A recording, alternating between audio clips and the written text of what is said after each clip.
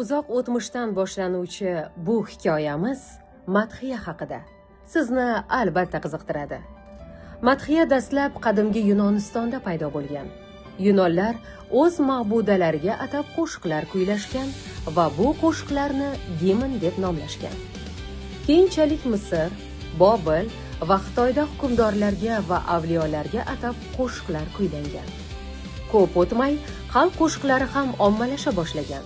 Masalan, dashtlarda yashaydigan qabilalar askarlarga ruh berish uchun jang qo'shiqlarini kuylashgan. Tog'larda yashagan odamlar esa o'z madhiyalari orqali tabiatni madh etishgan. Aynan davlat madhiyalari esa 8-asrning oxirlarida paydo bo'lgan. Dunyodagi eng qadimgi davlat gimni Yaponiyada kuylangan. Yevropadagi birinchi davlat madhiyalari 16-18-asrlarda Niderlandiya, Buyuk Britaniya, Fransiya va Ispaniya davlatlarida ommalashgan. Ana endi o'z yurtimizdagi madhiya tarixiga to'xtalsak. O'zbekiston hududida ham madhiyalar dastlab diniy mazmunda bo'lgan.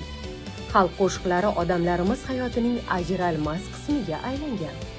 Bundan tashqari, qadimgi turk xoqonligi davridan boshlab Temuriylar davrigacha harbiy va jangovar qo'shiqlar kuylangan. Hukmdorlarga bag'ishlab qasidalar yozilgan. Zamonaviy ko'rinishdagi davlat madhiyasi ilk bor yurtimizda Turkiston muxtoriyati davrida yaratilgan. Garchi Turkistonda turli xalqlar va millatlar yashasa-da, madhiya matni aynan o'zbek tilida buyuk shoirimiz Abdulhamid Cho'lpon tomonidan bitilgan va 1917-yil 29-noyabrda qabul qilingan. Mustaqil O'zbekiston Respublikasi davlat madhiyasi qachon qabul qilinganini esa siz ayting.